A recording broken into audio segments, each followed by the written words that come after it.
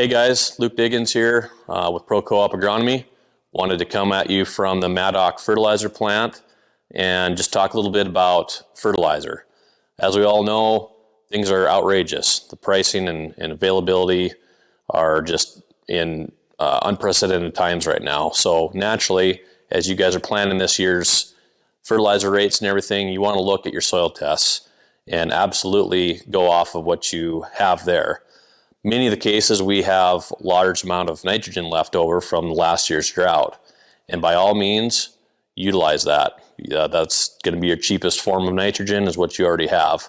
So we can adjust those rates accordingly, and I'd strongly encourage you to do that. But what we want to make sure that guys don't get into a danger zone is just basically taking a machete out there and just blindly cutting rates of every nutrient. As you know, it takes more than just nitrogen to raise a crop. Nitrogen actually isn't even that important right away as you put seed in the ground. What you really want to focus on making sure you still have adequate rates are when you're setting up your crop for the best chance of success is phosphorus, zinc, potassium, sulfur, things like that. In some cases we want to look at boron and other things too. But at the end of the day, let's utilize the info that we have, the proven research. It takes phosphorus to build rooting systems.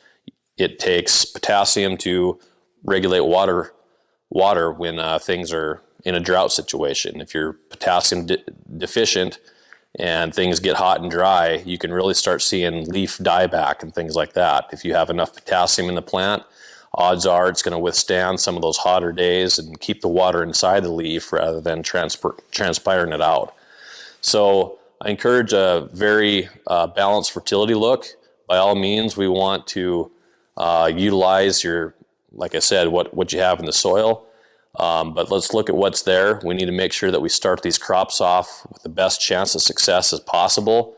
You can't control the weather, but with commodity prices the way they are, who's ever had $11 wheat before? I mean, peas and lentils, canola, all those things are at record highs. Let's do the best we can to still invest wisely on the right acre for the right reason to get those things going.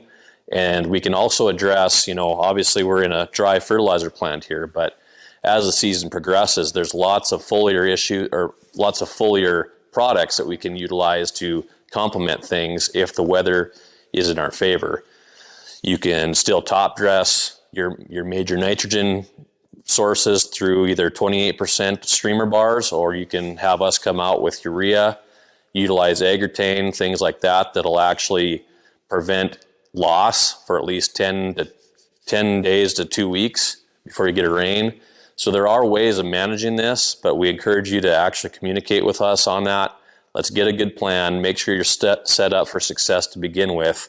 You can't fix a poor stand after it is in the ground.